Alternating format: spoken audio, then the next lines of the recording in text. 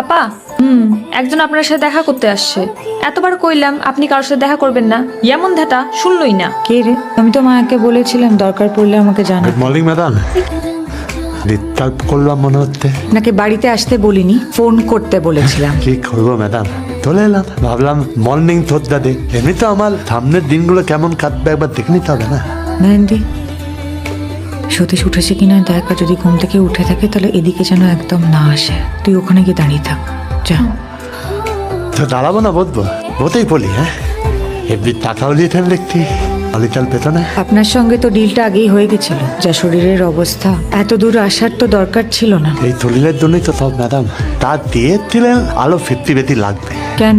ওই দলিল সতীশ বাবুকে ঠিক করাবেন না? তুমি তো ডাক্তার, তাই না? ভাইয়া উঠে গেছেন, ঘুম পুরা হয়েছে, চলেন চা দিই। আমার সাথে কিছু